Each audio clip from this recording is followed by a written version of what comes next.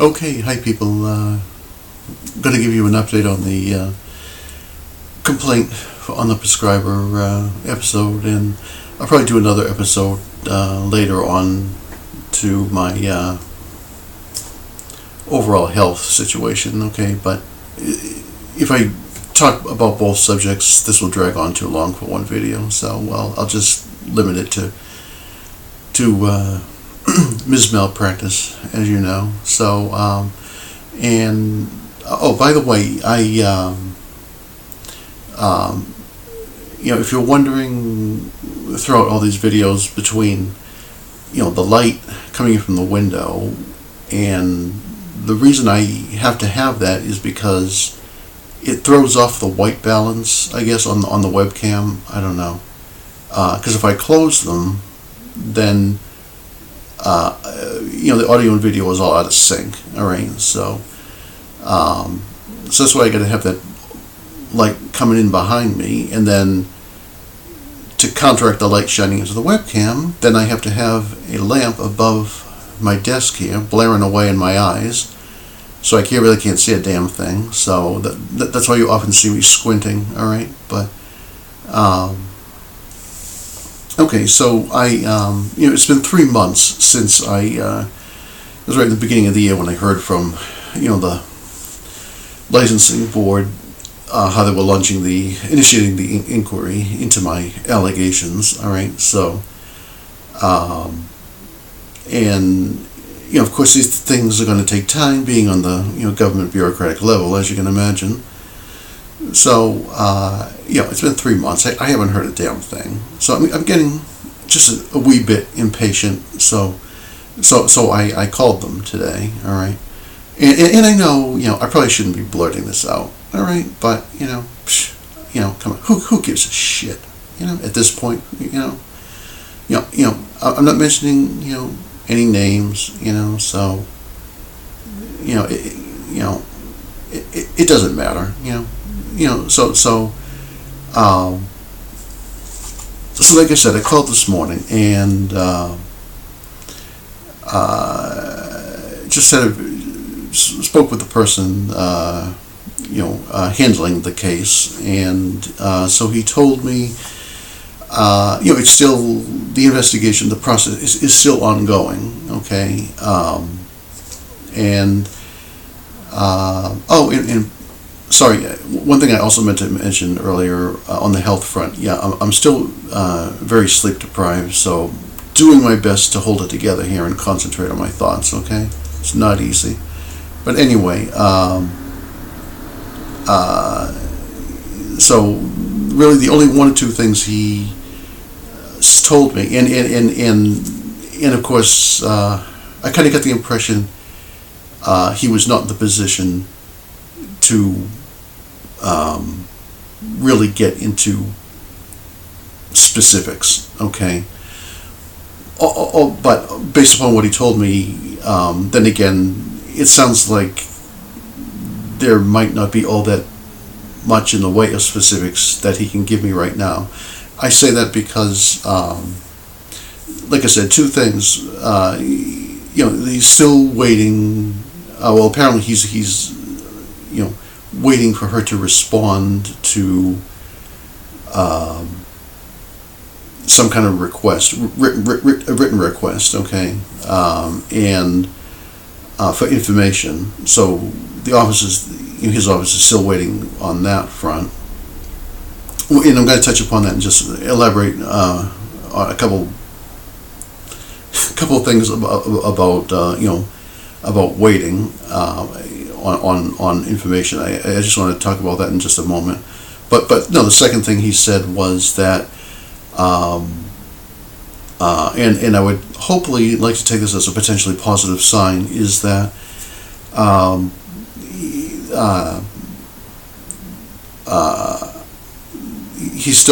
there's still going to be a point when she will be asked or requested to go in for an in-person interview, and or I don't know. Do I dare say the word interrogation? I don't know. I mean, fingers crossed. Maybe they'll break out the whip. that'd be pretty good. But you know, but anyway, I have to, as you know, I like to inject a bit of humor, albeit a bit sarcastic at times. All right, so because as I always like to say, I always get the last laugh. All right, but anyway, so I'm guessing that he probably needs, the written material from her first before they proceed with, getting her in there in person in the office, and then he said, based upon what comes from that, then their office will forward it to the head honchos, if you will, with the licensing board. Okay, so so like I said, I mean it's 3 months since I was informed that they were initiating the inquiry. So it's probably I'm sure it's probably going to be probably another 3 months before I hear anything else. So and okay, so what I was saying earlier about the waiting period, how he's waiting, for her to submit, this information in writing that they're requesting from her. There were a few things. I'm going to tell you about a few things, which I had not told you about earlier, that I chose to include in the complaint. All right, and first, and this ties into, what they're now experiencing, okay, as far as waiting, because you see, I dealt with that was a problem with her, as far as waiting for something, and I say this from first-hand experience, from waiting for written material, for her to get around to doing it. And as you well know, of course, people in general hate doing that anyway. And of course, anybody in any field of medicine, doesn't want to be bothered. So what I want to say is, back about 15 years ago, probably back in the late 90s, I had some forms that needed to be filled out, and trying to, arrange it. With her to get it done.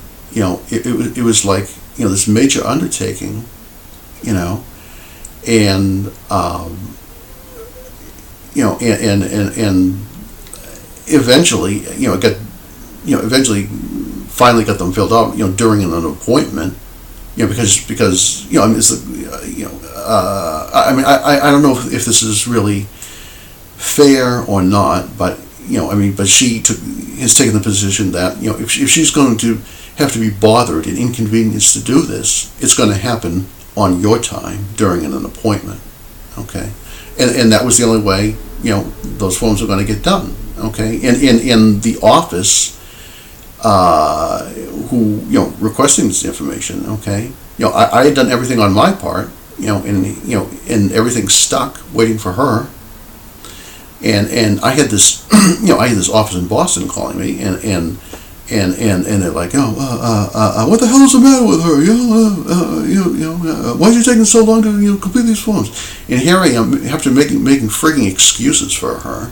All right, and and like I said, this was back in the late 90s, as I recall. All right, now fast forward to 2004. Okay, I had to go through this whole thing again. All right, and with the same forms, the same office, and such, and of course, I did not want a repeat of what had happened back in the late 90s. All right, so again, the format, arrangement was, I did my thing, I filled out my forms, I gave them, and she got hers, they were mailed to her, okay, and then we made arrangements, okay, well, next appointment, okay, she'll bring them with her, okay, and, we'll fill them out, on my time, because that's the way it's got to be, right? But like I said, if that's what it takes, then so be it. So, so anyway, let me think here. What happens is, it's hard to believe it's 10 years now when this happened. And I remember it was 2004 because I remember where I was living at the time. Okay, during that year, and so get this: the day it was one or possibly 2 days before the appointment. I'm pretty sure it was most likely the day before the appointment. I actually called her, left a voicemail, okay, and saying, just calling with a reminder, make sure you bring those forms with you, right? And I'll not only will I tell you, perhaps I'll just do a very quick impersonation or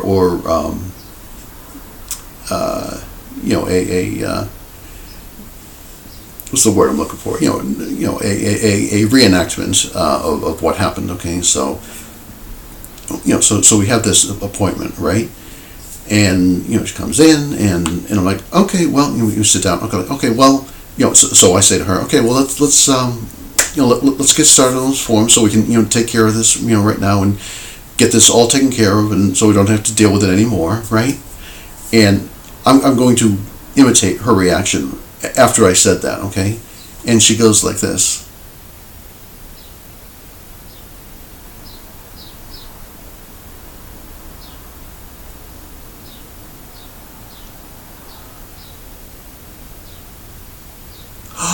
Oh, I forgot. Give me that fucking whip again, somebody, You see? Now, the reason why I'm telling you this story, and I hope you get a good laugh out of that, all right? Now look. See, I was immediately taken back to this after speaking with this man this morning, okay, about, how they're waiting for her to, respond to their request for written information. She was gonna, supply something in writing, and I'm thinking to myself, good luck with that, and but nothing like history repeating itself. No, but you see, one of the reasons why I'm mentioning this and taking you back to 2004, and see, I mentioned this in this story and reenactment that I just did for you here of 2004. See, when I submitted this complaint, all right, now keep in mind, all right, as you know, malpractice was the number one way of dealing with the situation, okay, and that's not going to happen, which to this day still burns my ass, as you well know. I mean, with all the bullshit, to tell you the truth, I probably need a fire extinguisher now to deal with my burning ass. All right. I mean, there's just a little tongue-in-cheek humor. All right. But anyway. So anyway, no, seriously, people. So the reason why I'm saying this is, okay, since the malpractice was never going to happen, this was Plan B. All right. And am I, coming across as being a scheming, evil, vindictive prick with a capital P? You think I give a shit? Okay. I mean, after what she allowed to happen, too bad, too bad. So anyway, when I submitted this complaint, I realized, I'm only going to get one chance, one opportunity, so I had to take my best shot and just give it everything I got, so to speak. And so anyway, so the complaint, which by the way, I think I might have told you was 14 pages long, so it wasn't as if it just took 5 minutes to create, all right. And professionally written, all right, and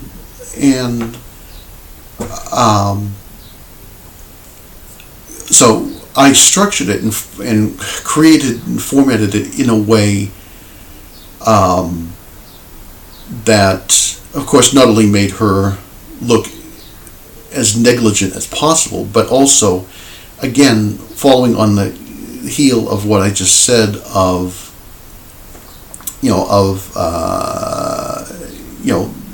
the I forgot issue, because that was in combination with the negligence and everything, that was an ongoing pattern and trend, okay? And that's how I structured this complaint. So it wasn't just about zyprexa, but all of these other, negligent, forgetful mistakes and problems. This is how I formatted it. And that's how I closed the complaint, basically, is I said, please notice the trend here. And you see, if this trend of negligence and forgetfulness did not happen, all right, then, leading up to 2007, that was what I called the pivotal year, as you may recall, when I made the discovery about zyprexa, all right, and she just turned the blind eye, and so that's, like I said, that's why I structured this. I said, if, the forgetfulness, the negligence, the mistakes, and so on, and let us not forget, I also placed emphasis on her being the LDP, legalized drug pusher, all right, and when you factor all those in, okay, history should have turned out different, all right. That's what I said in the complaint. So anyway, all right, we're running late on time already, but I'll also just tell you a couple of the quick things I mentioned in the complaint that I wanted to tell you before, and again, I have no problem mentioning this, because again, being completely anonymous, it doesn't matter. Also, I took a back. I couldn't resist injecting just a little bit of a cheap shot in there as far as zyprexa and the prescribing over it for those since 1999 and for the 14 years later, for those 14 years that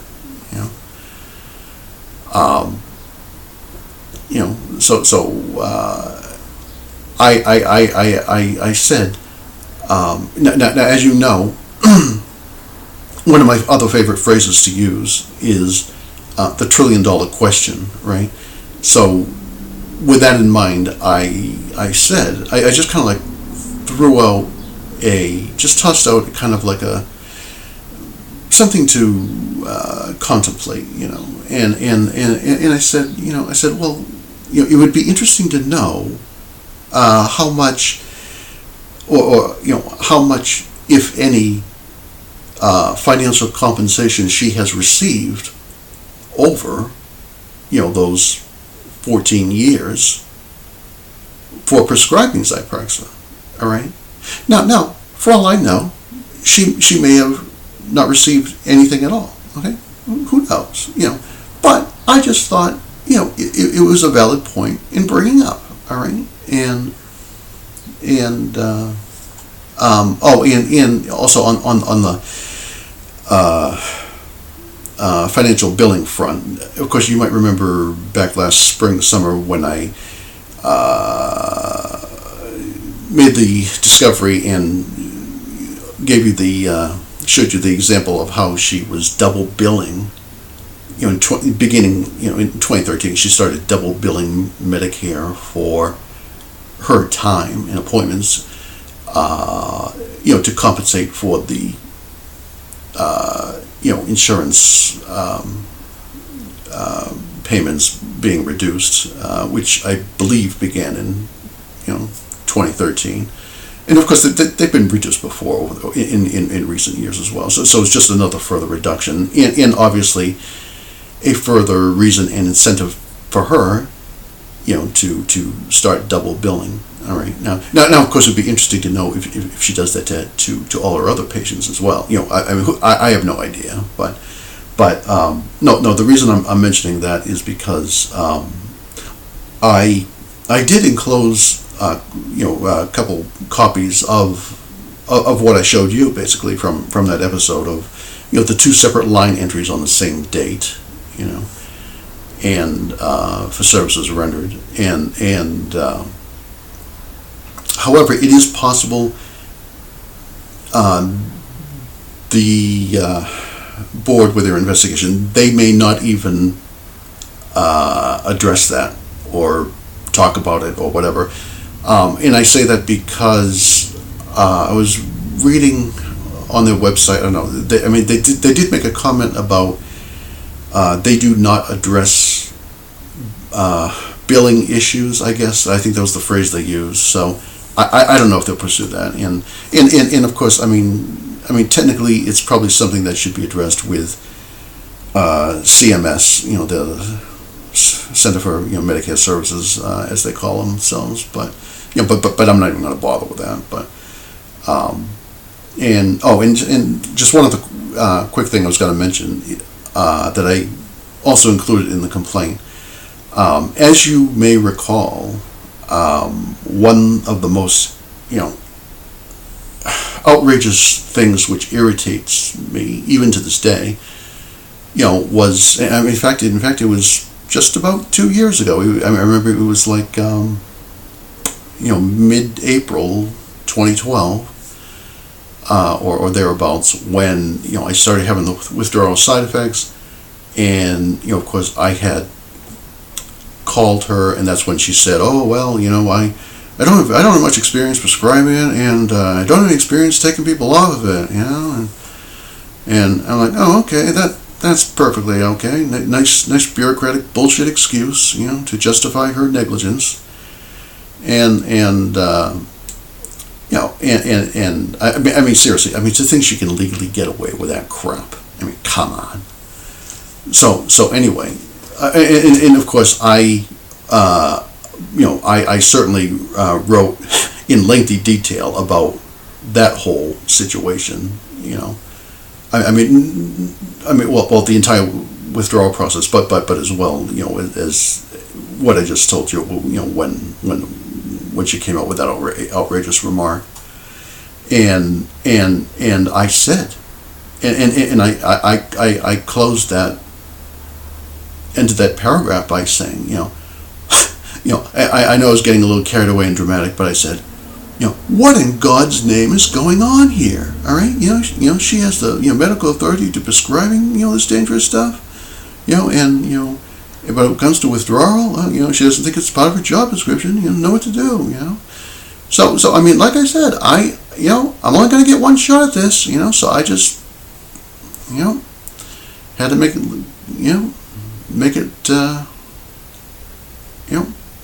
make it look as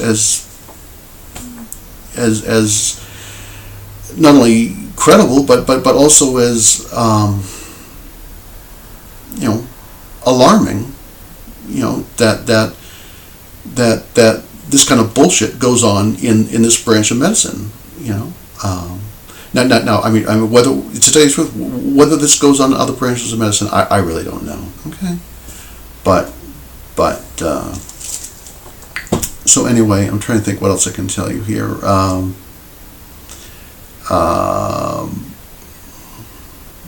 Okay, and my vision is going, so that's not good. But all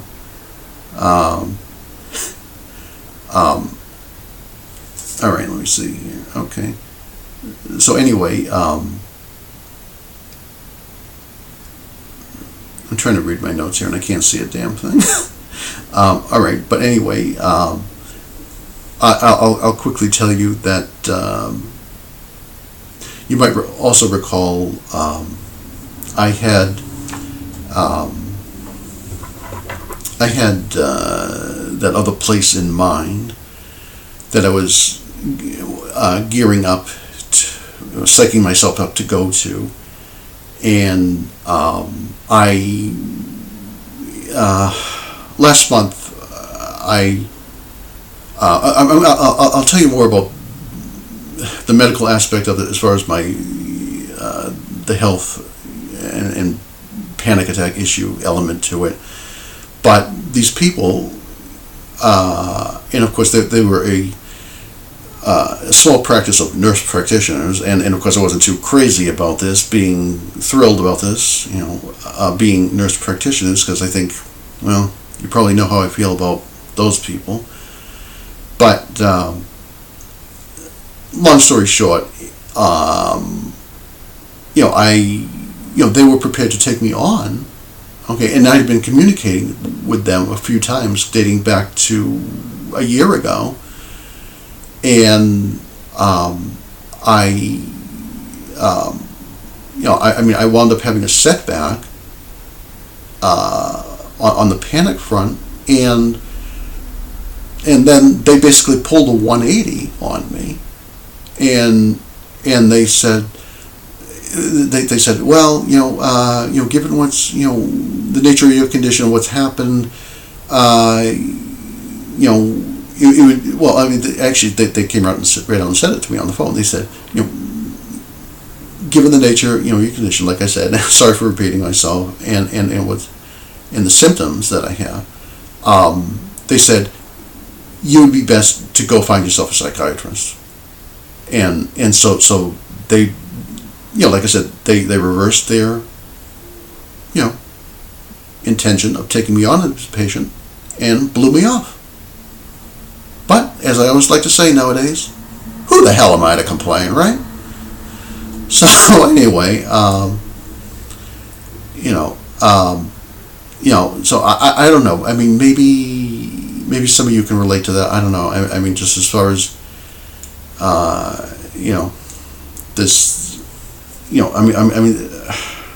I know trying to find quality care, any kind of health care is like a major challenge, but I just don't know if it's even worse in psych medicine compared to other branches of medicine. I mean, because I'm telling you, it's like, just to tell you, I've been looking, 2 years now, and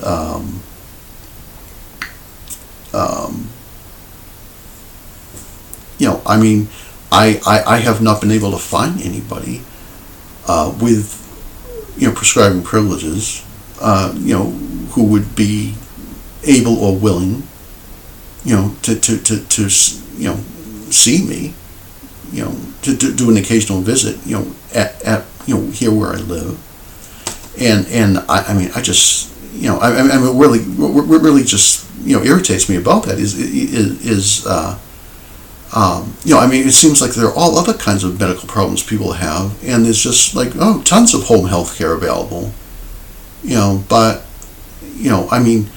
I'll just give you one example. I spoke with this, I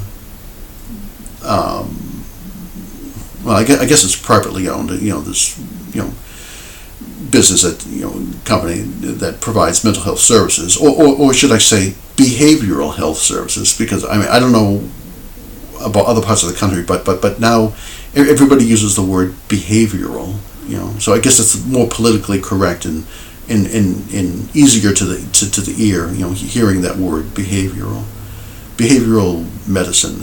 Even on my insurance card it says, behavioral, insurance, or whatever. But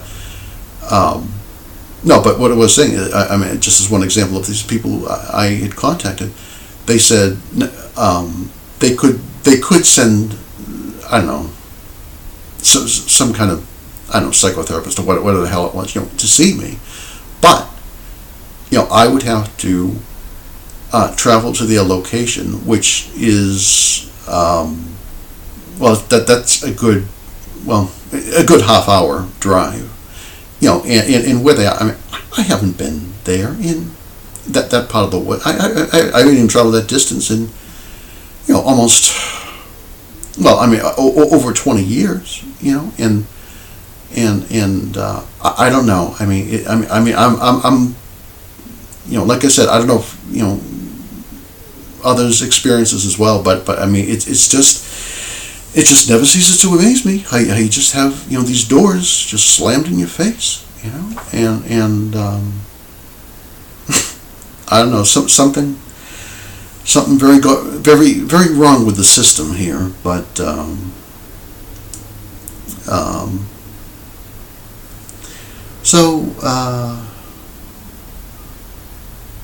I don't know. I'm just looking at my notes here, and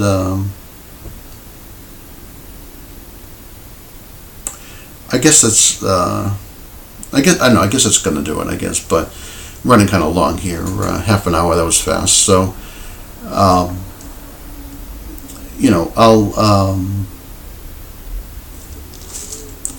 I'll like I said, keep you updated.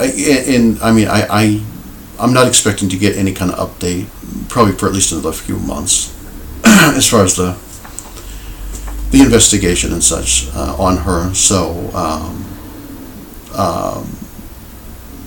you're not going to believe this.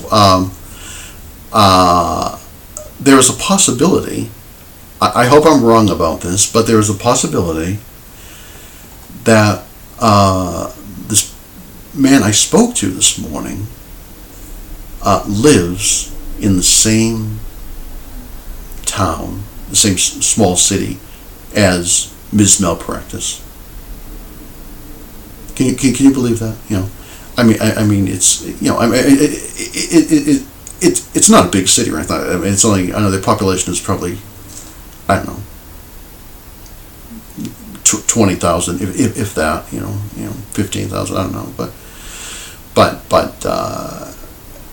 no, I was, I was just, came across the information, like I said, I can't say for sure, but I mean, that would just be so, typical, it's like, can the world get any smaller? If this, this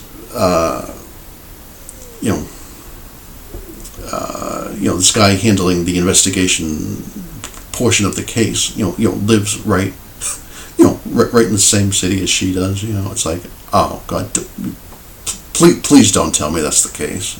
But okay, but. All right. I guess it's going to do. I can't read what I wrote here, so I'm scribbling away. So I hope I'm not forgetting anything here. But all right. So I guess that's going to do it, and I'll